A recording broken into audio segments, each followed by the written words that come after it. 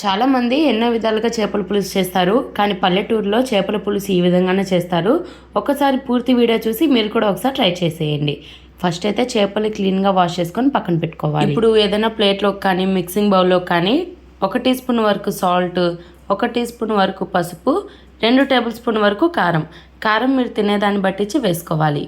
అలానే ఒక 2 table spoon వరకు నూనె యాడ్ చేసుకొని మొత్తం కూడా మంచిగా కలుపుకోవాలి.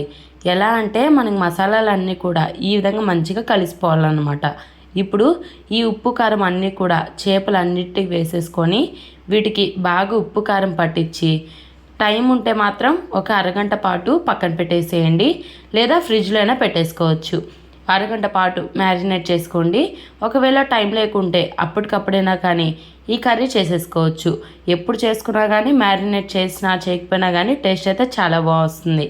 ఇప్పుడు ఈ విధంగా మ్యారినేట్ చేసుకున్న ఈ చేపల్ని కూడా కొంచెం అడుగు మందంగా ఉండే కడాయిలోకి కొంచెం ఎక్కువగా ఆయిల్ వేసుకొని 1 టీ స్పూన్ వరకు జీలకర్ర, 1 టీ స్పూన్ వరకు మెంతులు యాడ్ చేసుకొని ఇవి వేగిన తర్వాత పొడవుగా కట్ చేసుకున్న ఉల్లిపాయ ముక్కలు కూడా యాడ్ చేసుకోండి.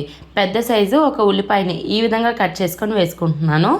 ఇప్పుడు ఇవి మనకి లైట్గా కలర్ చేంజ్ అయ్యే వరకు, అంటే ట్రాన్స్పరెంట్గా అయ్యి లైట్గా కలర్ చేంజ్ అయ్యే వరకు ఫ్రై చేసుకోవాల్సి ఉంటుంది. ఇప్పుడు ఈ విధంగా ఫ్రై అయిన ఆనియన్స్లోకి చిన్నగా చాప్ చేసుకున్న టొమాటో ముక్కలు కూడా యాడ్ చేసుకొని మొత్తం కూడా ఒకసారి కలిసే విధంగా కలుపుకొని ఇప్పుడు ఈ టొమాటో ఆనియన్లోకి చిటికెడు పసుపు, అలానే త్వరగా వేగడం కోసము కొంచెం సాల్ట్ అయితే యాడ్ చేసుకోండి. మనం ఆల్రెడీ సాల్ట్, పసుపు అన్నీ కూడా చేపలకి పట్టించి పక్కన పెట్టున్నాం కాబట్టి కొద్దిగా చూసుకొని యాడ్ చేసుకోండి. లైట్గా త్వరగా వేగేదానికి వేసుకుంటే సరిపోతుంది. ఇప్పుడు మనకి వీడియోలో చూపిస్తున్న విధంగా టొమాటో ముక్కలు మెత్తబడి ఆనియన్స్ అనేటివి బాగా ఫ్రై అయిపోయాయి కదా, ఈ విధంగా వచ్చి నూనె పైకి తేలేంత వరకు ఫ్రై చేసుకుంటే సరిపోతుంది.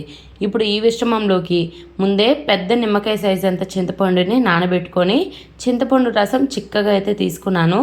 ఈ చింతపండు రసం 1 కప్పు వరకు వేసుకొని అరకప్పు వరకు మంచినీళ్ళు అయితే వేస్తున్నాను. మీ పులుపు బట్టించి మీరు చేసే క్వాంటిటీ బట్టించి డిపెండ్ అయి ఉంటుంది. సో నేను దీంట్లో మామిడికాయ కూడా యాడ్ చేస్తున్నా కాబట్టి చింతపండు అనేది కొంచెం తక్కువగానే యాడ్ చేస్తున్నాను. ఇప్పుడు మనకి ఈ విధంగా చింతపండు రసం అనేది ఉడికేటప్పుడు దీంట్లోకి మనం ఉప్పు కారం పట్టించి మ్యారినేట్ చేసుకున్న చేప ముక్కలు కూడా వేసేసుకోవాలి.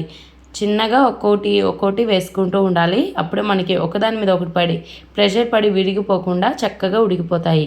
ఇప్పుడు చేప ముక్కలు అన్నీ కూడా వేసుకున్న తర్వాత గరిటెతో కలపకుండా ఒక్కసారి ఈ విధంగా జస్ట్ ముక్కలు అనేటివి అడ్జస్ట్ చేసుకోండి. ఇప్పుడు దీనిలోకి కొంచెం పుల్లగా ఉండే మామిడికాయ వేస్తున్నాను.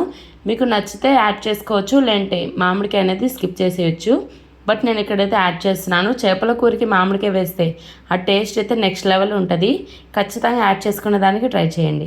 ఇప్పుడు మామిడికాయ కూడా వేసిన తర్వాత బాగా ఒక 10 నుంచి 15 నిమిషాలు మీడియం ఫ్లేమ్ మీద ఉడికించుకోవాలి.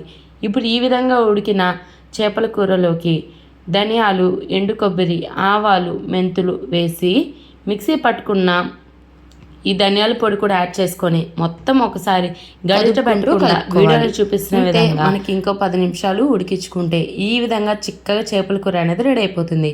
ఒకసారి ట్రై చేయండి, టేస్ట్ చాలా బాగుంటుంది. ఈ చేపల కూర ఒక్కసారి ఈ విధంగా ట్రై చేయండి, చాలా బాగుంది. ట్రై చేస్తారని అనుకుంటున్నాను.